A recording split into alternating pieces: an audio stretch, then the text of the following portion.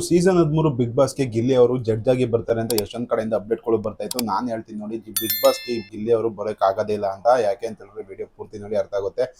ಎಲ್ಲೋ guys, ಎಲ್ಲರಿಗೂ welcome to my YouTube channel Prajwal analysis.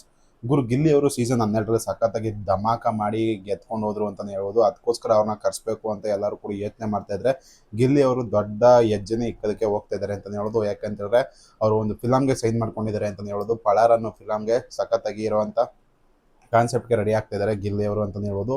ಅದಕ್ಕೆ producer ಆಗಿರೋದು ಯಾರಪ್ಪ ಅಂತ ನೋಡೋದಾದ್ರೆ ನಿಮ್ಗೆ ಇಲ್ಲಿ KVN ಸಂಸ್ಥೆ ಅಂತ ಹೇಳೋದು. KVN ಸಂಸ್ಥೆ ನಿಮ್ಗೆ ಆಲ್ರೆಡಿ ಗೊತ್ತು. ಜನನಾಯಕನ್ ಫಿಲಮ್ನ ಪ್ರೊಡ್ಯೂಸ್ ಮಾಡಿದಂಥ ಮತ್ತೆ ಫಿಲಮು, ಮತ್ತು ಟಾಕ್ಸಿಕ್ನ ಪ್ರೊಡ್ಯೂಸ್ ಮಾಡಿದಂಥ ಫಿಲಮು, ಸಖತ್ತಾಗಿ ಪಬ್ಲಿಸಿಟಿ ಇರುವಂಥ KVN ಪ್ರೊಡಕ್ಷನ್ ಅಂತಲೇ ಹೇಳೋದು. ಅವರು ಈಗ ಗಿಲ್ಲಿ ಫಿಲಮ್ಗೆ, ಪಳಾರ್ ಅನ್ನೋ ಫಿಲಮ್ಗೆ ಪ್ರೊಡ್ಯೂಸರ್ ಆಗ್ತಾ ಇದ್ದಾರೆ ಅಂತ ಹೇಳಿದ್ರೆ ಗಿಲ್ಲಿ ಅವರ ಸ್ಟ್ಯಾಂಡರ್ಡ್ ಲೆಕ್ಕ ಹಾಕೊಳ್ಳಿ ನೀವು, ಯಾವ ರೇಂಜಿಗೆ ಹೋಗ್ತಾ ಇದೆ ಅಂತ. ಮತ್ತು ಎಷ್ಟೊಂದು ಫಿಲಮ್ಗಳಲ್ಲಿ ಗಿಲ್ಲಿ ಅವರು ಈಗ ಒಪ್ಕೊಂಡಿದ್ದಾರೆ ಫಿಲಮ್ ಮುಂದಕ್ಕೆ ನಾನು ಮಾಡ್ಕೊಳ್ತೀನಿ ಅಂತ. ಅದಕ್ಕೋಸ್ಕರ ಅವರು ಅಗ್ನಿ ಪರೀಕ್ಷೆಗೆ ಸೀಸನ್ 13ಕ್ಕೆ ಬಿಗ್ ಬಾಸ್ಗೆ ಬರೋಕ್ಕೆ ಸಾಧ್ಯ ಇಲ್ಲ ಅಂತಲೇ ಹೇಳ್ಬೋದು.